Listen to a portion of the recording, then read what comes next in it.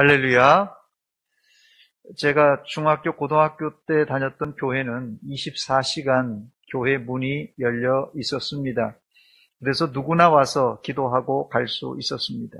특히 새벽이나 밤에 나와서 기도하는 사람들이 끊이지를 않았는데 요즘은 그 전통이 많이 사라졌습니다. 제가 학생 때만 해도 예배당에 나와서 기도하는 사람들 중에 울며 기도하는 사람들이 여럿 있었습니다. 하루 이틀도 아니고 기도할 때마다 소리를 내서 울다 보니 교인들 가운데서는 부모님이 돌아가신 것도 아닌데 허구한 날 왜 청승맞게 우는지 모르겠다 핀잔을 주는 분도 있었습니다. 그런데 이제 한국교회가 선교 100주년을 넘어 선교 150주년을 향하여 가고 있는데 예배당에서 기도하며 우는 울음소리가 드물어졌습니다. 이제는 눈물로 기도하는 분들이 그리워집니다. 사실 우리 60년대, 70년대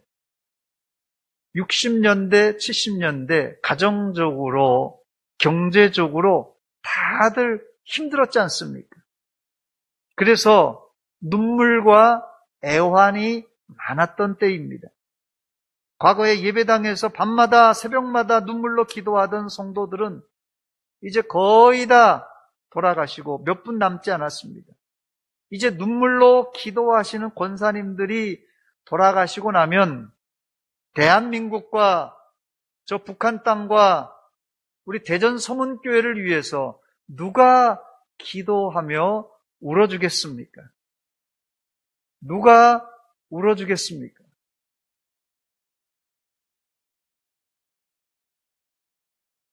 대답을 안 하시네요. 누가 울어주겠습니까? 아무도 없어요? 울어줄 사람?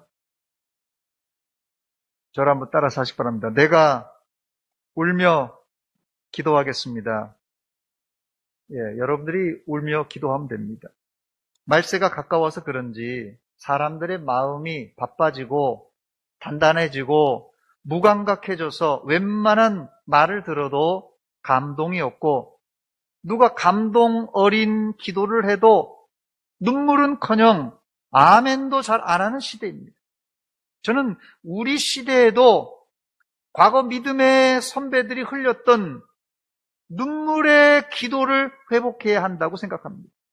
오늘 본문은 눈물과 애통이 없이는 하나님의 진정한 위로를 받을 수 없다고 말씀합니다.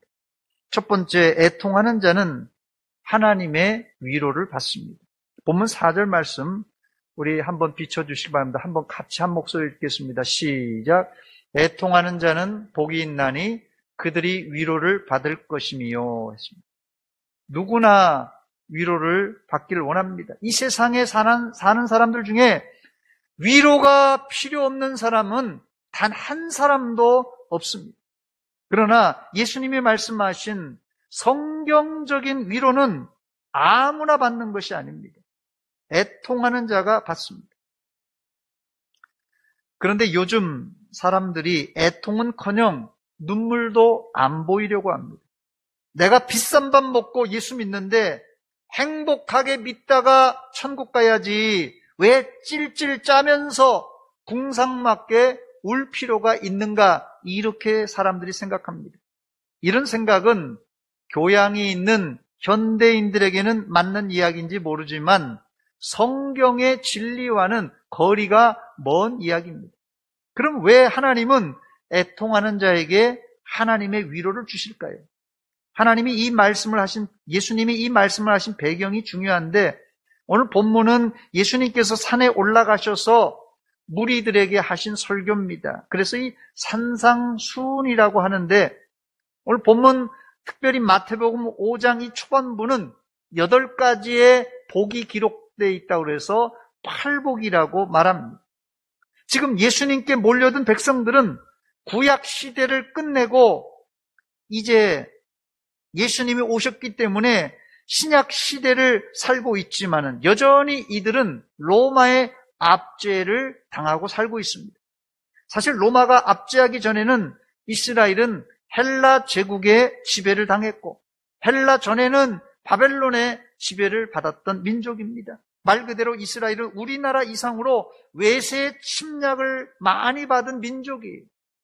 그래서 예수님은 이런 수백 년 동안 외세의 침략과 압제를 경험한 사람들에게 희망의 복음을 선포하셨습니다. 예수님은 공생애를 시작하면서 회당에서 이사야서를 읽음으로 자신의 공생의 청사진을 제시했습니다.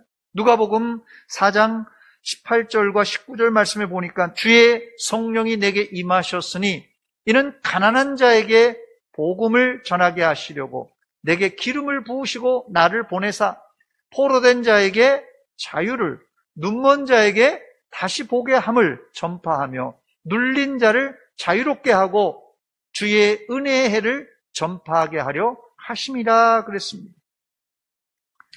가난한 자, 포로된 자, 눈먼 자, 눌린 자란 당시 로마의 압제에 짓눌려 고생하는 이스라엘을 비유하고 있습니다. 이런 가난과 고통을 당하는 사람들을 구하기 위해서 주님이 오셔서 지금 산상에서 복음을 가르치고 있는데 가난한 자에게 천국을 약속하셨고 또 압제와 식민 체제에서 억울한 일을 당해서 애통하는 자에게 위로를 주신다고 약속하고 있습니다. 여기서 예수님은 두 가지 방향에서 구원을 약속하고 있는데 하나님 앞에 심령이 가난한 자, 하나님 앞에 애통하고 우는 자에게 영혼의 이 구원, 즉 천국을 약속하고 있고 동시에 우리 육신, 로마의 지배에 있는 이 육신을 해방시켜 주겠다는 약속입니다. 그러므로 예수님의 산상설교는 추상적인 미사여구로 만들어진 사탕발림이 아니라 로마 제국으로부터 수탈을 당해 억울하고 분통 터지는 사람들을 향하여 내가 너희에게 천국을 주겠다, 내가 너희를 위로해 주겠다는 영적이면서도 또 아주 현실적인 실제적인 메시지입니다. 즉 애통이란 내 힘으로는 도저히 현재 상황을 뒤집을 수가 없어서 하나님 앞에 애통하며 우는 이 절망적인 울음을 말합니다. 하나님은 내 힘으로 절대 안 되니 하나님 도와주세요, 하나님 도와주세요 애통하며 우는 자를 위로해 주십니다. 역설적으로 성경은 이것을 믿음이라고 말합니다. 두 번째, 그렇다면 이런 애통하는 자에게 주시는 하나님의 구체적인 위로의 복은 무엇입니까? 본문의 이 애통이란 문자적인 뜻은 헬라어로 펜데오라는 단어인데요. 이 단어가 슬퍼하다, 한탄하다, 통탄하다라는 뜻입니다. 여기 슬퍼하다는 의미는 아주 강도가 높은 슬픔입니다. 즉 사랑하는 사람이 죽었을 때 슬픔, 이 펜데오라는 슬픔의 강도가 어느 정도인지 알겠죠. 이런 엄청난 슬픔이 있을 때 어설프게 위로했다가는 오히려 상처를 줄 수 있습니다. 그래서 여기 예수님이 사용하신 위로라는 단어는 아주 특별한 단어인데 본문의 위로는 헬라어로 파라칼레오라는 단어입니다. 이 파라칼레오라는 단어는 곁에라는 파라와 마라다라는 이 칼레오가 조합돼서 만들어진 단어로서 곁에서 조용히 따뜻하고 부드럽게 해주는 말이란 뜻이에요. 즉 이 파라칼레오라는 뜻은, 이 위로라는 뜻은 전문적인 지식과 능력을 가지고 슬픔을 당한 자를 위로해주는 한마디로 전문가의 조언입니다. 그런데 본문의 위로는 상담사나 이 변호사가 해주는 정도가 아니라 바로 예수님이 직접 해주겠다는 약속입니다. 예수님이 내 어려운 그 문제를 직접 앞장서서 상담해 주시고 변호해 주신다면 우리가 만난 어떤 큰 일이라도 아무리 분통 터지는 억울한 일일지라도 잘 은혜롭게 해결될 것입니다. 이게 성경에서 말하는 위로입니다. 그래서 위로라는 이 파라칼레오라는 단어에서 성령님이라는 파라클레토스라는 말이 나왔습니다. 지금 시대에 예수님이 하늘에 올라가셨기 때문에 예수님 대신 누가 우리를 위로해 주십니까? 성령님께서 우리 곁에 계시면서 우리를 위로해 주십니다. 이 예배 시간이 성령님이 주시는 위로를 받는 시간 되시기를 주의 이름으로 축원합니다. 누가 그러더라고요. TV에서 이 전화로 이 트로트 가수 임영웅과 전화를 하는데, 뭐 그런 프로그램 있잖아요. 뭐 이 트로트 가수하고 전화를 해서 하는 프로그램, 여러분 보셨습니까? TV를 잘 안 보시네요. 너무 경건하셔서. 그 트로트 가수 임영웅 씨와 전화를 하면서 임영웅 씨와 전화만 해도 황홀하다 하는 분들이 있더라고요. 뭐 무슨 전화를 무슨 내용을 말도 하지 않았는데 전화를 한다는 이 자체가, 임영웅 씨와 전화를 한다는 자체가 황홀한 것입니다. 우리가 복잡한 문제를 만나 당황할 때 예수님이, 성령님이 우리 곁에서 말 한마디만 하셔도 우리에게는 얼마나 황홀하고 얼마나 큰 위로가 되겠습니다. 그런데 이런 위로에는 한 가지 조건이 필요한데 바로 회개입니다. 마태복음 3장 6절에 세례 요한이 회개하라 천국이 가까웠느니라 이렇게 외쳤을 때 사람들은 자기들의 죄를 자복하고 요단강에서 그에게, 세례 요한에게 세례를 받았습니다. 여기 자복한다라는 단어는 회개와 동의어로서 자기의 죄를 숨기지 않고 자복, 즉 공개적으로 고백하는 것입니다. 이 자복이란, 내가 1999년 1월 1일에 내가 남의 집에 가서 100만 원을 훔쳤습니다. 뭐 이렇게 하는 게 아닙니다. 자복은 자신의 죄를 진심으로 회개하며 하나님 앞에 눈물, 콧물로 고백하는 행위입니다. 하나님, 나 지난주에 잘못했어요. 앞으로 잘할게요. 예, 안녕히 계세요. 미안해요. 이건 자복도 회개도 아닙니다. 진정한 회개는 자신의 죄를 눈물, 콧물, 그리고 통회하는 마음으로 다 토해내는 것입니다. 이때 하나님이 어떻게 해주신다고요? 첫째는 우리가 자복하고 회개할 때 우리 죄를 용서해 주시고, 둘째는 가까이 다가오셔서 위로해 주십니다. 누가복음 7장에 예수님이 바리새인인 시몬 집에 초청을 받았어요. 그때 그 동네에서 죄 많은 여인이 38절에 보니까 예수의 뒤로 그 발 곁에 서서 울며 눈물로 그 발을 적시고 자기 머리털로 닦고 그 발에 입 맞추고 향유를 부었습니다. 이때 예수님은 많은 사람들에게 이 여인의 많은 죄가 다 사해졌다, 이렇게 죄를 용서하시는 선포를 하십니다. 이 여인은 예수님께 나올 때 눈물을 흘리며 자신의 옥합을 깨트린 것뿐인데 예수님은 이미 그녀의 죄를 사해 주셨습니다. 동네에서 손가락질 받는 이 여인에게 가장 큰 위로가 무엇이겠습니까? 죄를 씻어주는 이 죄 사함입니다. 이 여인은 온 동네에서 죄 많은 여인으로 낙인이 찍힌 여인이에요.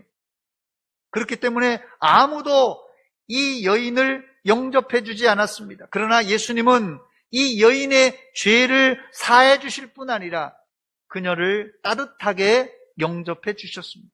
그러므로 이 여인이 예수님 발에 흘린 눈물은 단순한 회개의 눈물이 아니라 회개를 넘어 죄 용서에 대한 감사와 감격의 눈물이었습니다. 여러분들은 이런 회개의 눈물과 감격의 눈물을 언제 어디서 흘려보셨습니까? 사람들은 하나님이 왜 나를 위로해 주지 않는가? 사람들이 왜 나를 위로해 주지 않는가? 이렇게 불평하지만 정작 자신이 하나님의 위로를 받을 준비가 되어 있지 않는 이 마른 눈을 가지고 있다는 사실을 모르고 있습니다. 하나님 앞에 눈물로 죄를 통회하는 사람에게 죄 용서는 물론이거니와 위로해 주시고 하나님의 자녀로 영접해 주실 줄 믿습니다. 여러분, 마른 눈으로 절대 천국에 들어갈 수 없습니다. 이것은 제 얘기가 아니라 영국의 설교의 황태자라고 불리우는 스펄전 목사님이 150년 전에 하신 설교 중의 내용입니다. 여러분, 마른 눈을 가지고는 천국에 들어갈 수 없습니다. 그래서 예수님은 애통하는 것이 복이라고 했던 것입니다. 여기서 제가 토마스 아담스가 천국은 메마른 눈으로 못 들어갑니다, 이런 이야기를 또 했는데, 여기에 관한 이 인터넷에 발췌된 글을 제가 하나 인용해서 읽어드립니다. 그리스도인의 신앙이 점점 가볍게 평가되는 이유는 눈물이 사라졌기 때문이다. 그 다음에요, 계속 주세요. 값싼 웃음만 가득 차 있습니다. 신앙의 진정성이 회복되어야 합니다. 눈물은 진정성입니다. 눈물은 간절함입니다. 눈물은 절박함입니다. 그런데 이런 눈물을 다 잃어버렸습니다. 복음 안에서 터져나오는 눈물이 회복되어야 합니다. 이 시대를 보면 울지 않을 수 없습니다. 먼저 나를 보고 울어야 합니다. 울어야 하는데도 울지 않는 나의 영혼을 바라보며 하나님의 은혜를 구해야 합니다. 우리 주변을 보면 통곡할 수밖에 없는 세상입니다. 그래서 우리는 하나님의 은혜로 울고, 십자가 앞에서 울고, 나의 완악함으로 인해 울고, 우리 자녀들을 위해서 울고, 세상을 위해 울어야 합니다. 이 시간 이 글을 통하여서 내 기도 생활과 회개 생활을 한번 돌아보며 도전을 받으시기 바랍니다. 여러분, 혹시 이 다이애나 효과 혹은 다이애나 신드롬이란 말을 들어본 적 있습니까? 1997년 영국의 왕세자비 다이애나가 교통사고로 사망했을 때 영국 사람들은 큰 슬픔에 빠졌습니다. 이때 많은 사람들이 TV를 보면서 눈물을 흘렸고, 특별히 장례식 마지막 날 영국 전체가 흐느껴 울었습니다. 그 이후 놀랍게도 영국의 신경정신과에 찾아오는 우울증 환자가 절반으로 줄었다는 통계입니다. 그 해답을 전문가들은 눈물에서 찾았습니다. 눈물을 흘리면 감정이 순화될 뿐 아니라 심지어 육체까지도 건강해진다고 합니다. 눈물은 98.2%의 HO2, 물과 나머지 소량의 염분, 칼슘, 그리고 그 외 물질로 구성되어 있다고 합니다. 그러니까 눈물은 그냥 약간 짠맛 나는 물이라고 생각하면 됩니다. 그런데 이 눈물에는 스트레스를 받으면 분비되는 이 카테코라민이라는 호르몬이 들어있다고 합니다. 이 호르몬이 우리 몸에 쌓이면 만성위염과 같은 소화기 질환, 혈중 콜레스테롤 수치를 높여서 심근경색이나 동맥경화의 원인이 된다고 합니다.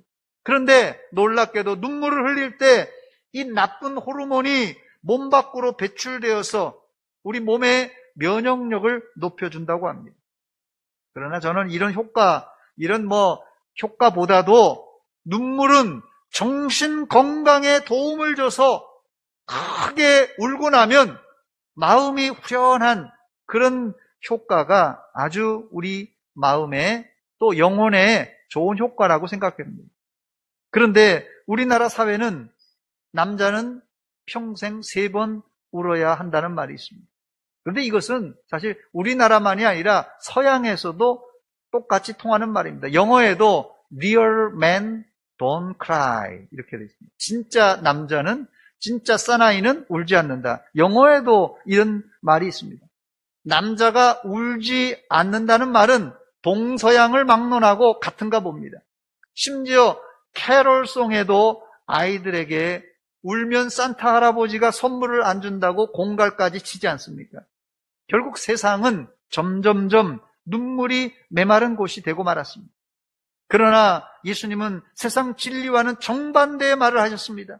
애통하는 자는 복이 있나니 저들이 위로를 받을 것이라고 하셨고, 더 나아가서 하나님은 이렇게 애통하고 우는 자들의 눈물을 닦아주시겠다고 약속하였습니다. 요한계시록 21장 4절 말씀입니다. 하나님의 백성들의 모든 눈물을 그 눈에서 닦아주시니 다시는 사망이 없고 애통하는 것이나 곡하는 것이나 아픈 것이 다시 있지 아니하리니 처음 것들이 다 지나갔음이로라 했습니다. 하나님은 여러분의 눈물을 닦아주실 것입니다. 그런데 문제는 울지 않는 사람의 눈물을 무슨 재간으로 닦아주겠어요? 하나님이 우리의 눈물을 닦아주신다고 그랬는데 울지 않는 사람의 눈물을 어떻게 예수님도 닦아주시겠습니까? 세 번째, 성경에 애통하며 눈물을 흘려 하나님의 위로를 받은 세 사람을 소개하고 말씀을 맺도록 하겠습니다. 첫 번째, 눈물의 효과를 제일 잘 본 사람이 구약의 히스기야 왕입니다. 히스기야는 남쪽 유다의 선왕 중에 한 분입니다.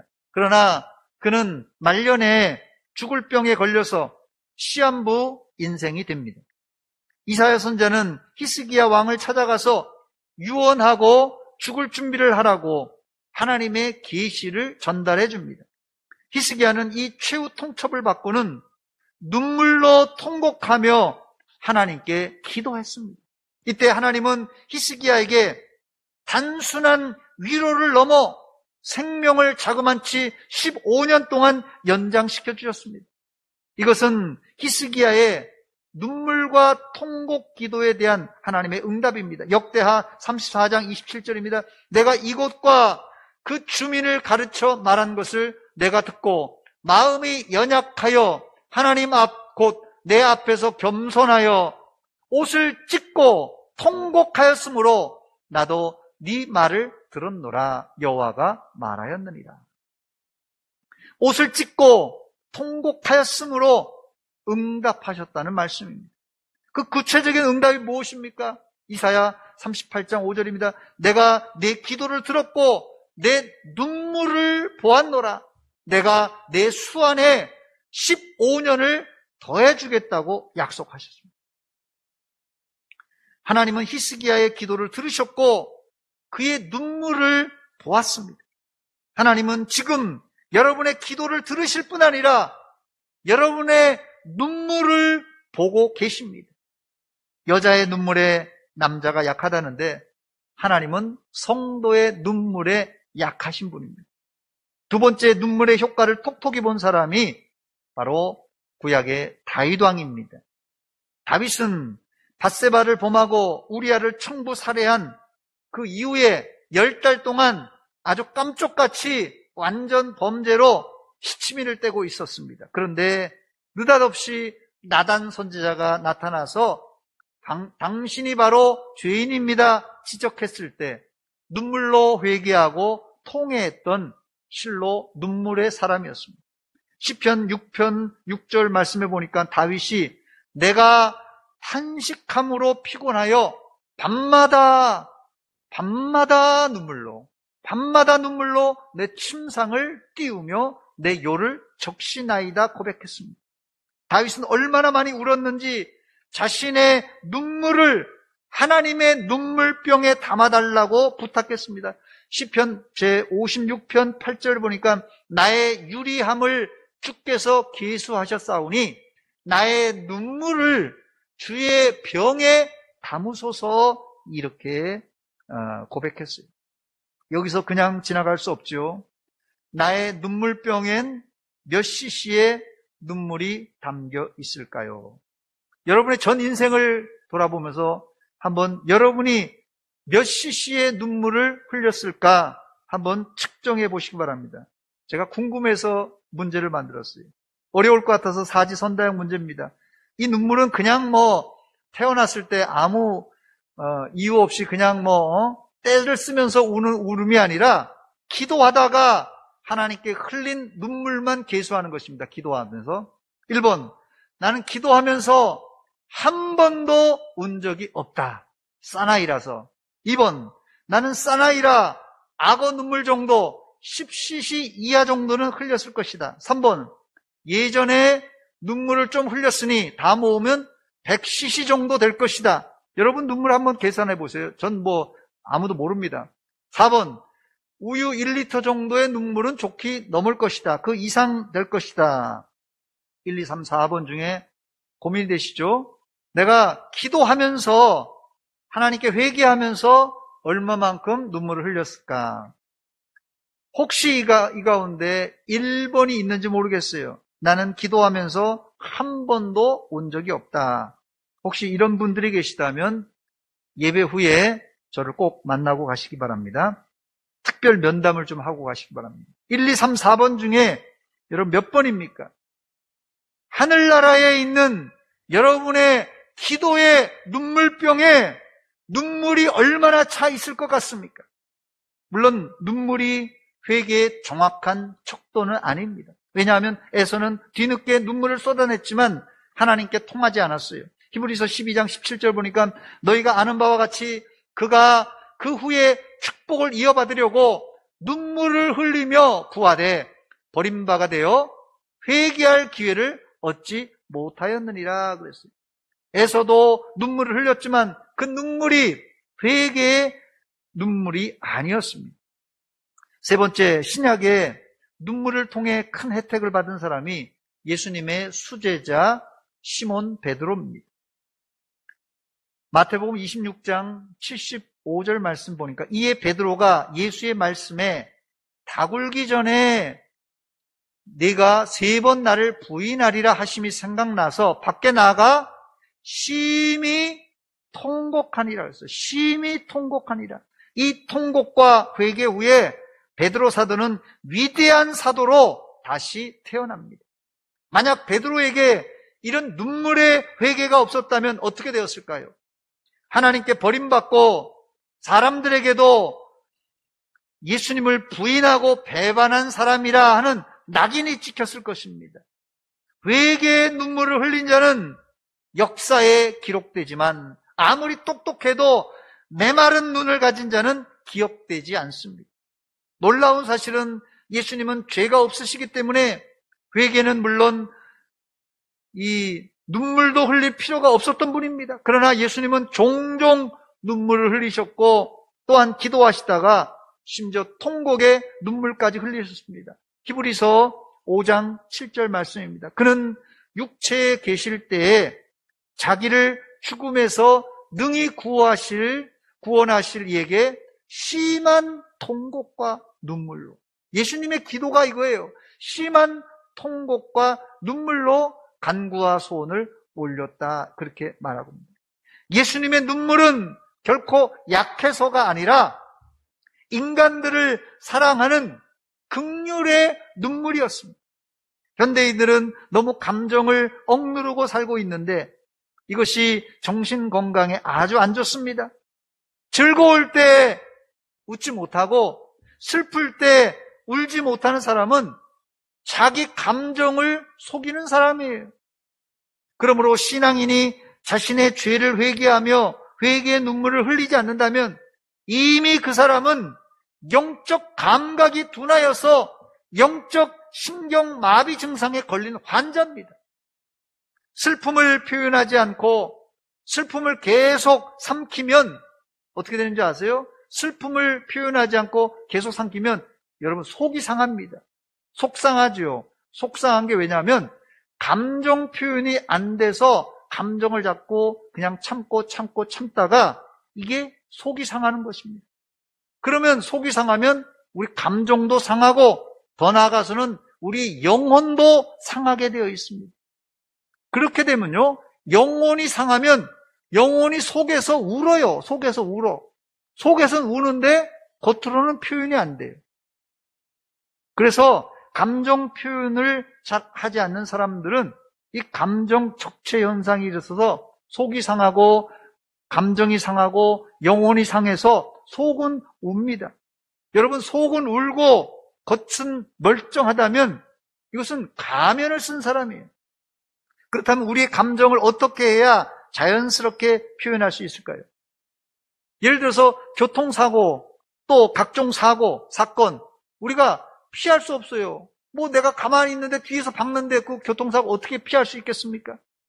사고와 사건을 우리가 피할 수는 없고 또 그냥 불가항력적으로 당하지만 우리가 선택할 수 있는 게 있는데, 사고 후에 우리가 슬퍼할 것인가 안 할 것인가, 이거는 우리가 선택할 수 있습니다. 사랑하는 사람이 갑자기 죽었다고 가정해 보시기 바랍니다. 이럴 때 어떻게 해야 될까요? 사랑하는 사람이 죽었으니 슬프잖아요. 울어야지요. 이게 자연스러운 감정 표현입니다. 대신 예수 믿는 사람들은 이 감정을 표현할 때 절제하는 가운데서 잘 표현해야 그것이 나에게도 유익이 되고 또 많은 사람들에게도 이제 유익이 됩니다. 그때 잔잔한 하나님의 위로가 하늘로부터 우리에게, 여러분들에게 임할 것입니다. 그리고 어려움을 당한 사람을 성도들은 못 본 채 하지 말고 반드시 위로해 줘야 됩니다. 그런데 위로할 때 주의할 점이 하나 있는데, 아픈 자, 우는 자를 섣불리 위로하려고 하지 말고 먼저는 많은 말보다 슬픔을 당한 자와 함께 울어주시기 바랍니다. 함께 울어줄 자가 있을 때 위로받을 자는 빨리 위로를 받고 일어설 수 있습니다. 말씀을 마칩니다. 오늘 기도 제목 하나 드리고 말씀을 마칩니다. 기도 제목은 이겁니다. 주여, 내가 죄에 대하여 민감하게 반응하고 그 죄를 통렬하게 애통하는 감정과 눈물을 주옵소서. 주여, 내가 다시 주세요. 주여, 내가 죄에 대하여 민감하게 반응하고 그 죄를 통렬하게 애통하는 감정과 눈물을 주옵소서. 이 한 가지 기도 제목을 가지고 한 주간 심각하게 고민하고 여러분 기도하시기 바랍니다. 이 시간에는 눈물을 잃어버린 나를 위해서 한번 주세요. 그 다음 PPT. 주여, 애통하는 눈물을 주옵소서. 나 자신에게 나를 위한 기도입니다. 주여, 애통하는 눈물을 주옵소서. 마른 눈으로는 절대 천국에 들어갈 수 없습니다. 주여, 애통하는 눈물을 주옵소서. 우리 한 목소리로 같이 기도하겠습니다. 같이 기도합니다. 주여, 애통하는 눈물을 우리에게 주옵소서. 주여, 주여, 우리의 감정을 제대로 표현하지 못해서 우리 속이 상하고 감정이 상하고 영혼이 상하고 인간관계가 무너지고 우리의 공동체가 타격을 받습니다.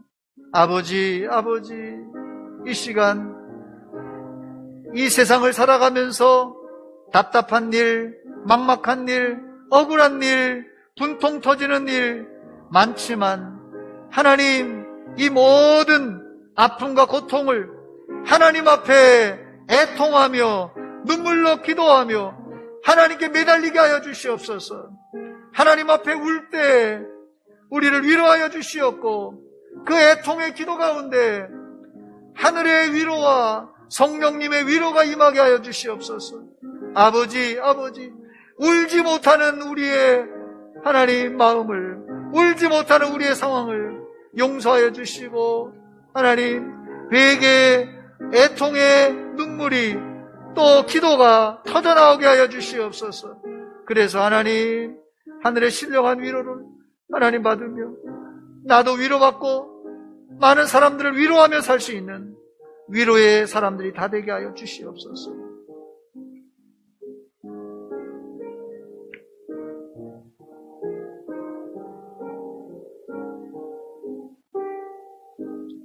하나님 우리 아버지, 은혜와 사랑을 감사드립니다.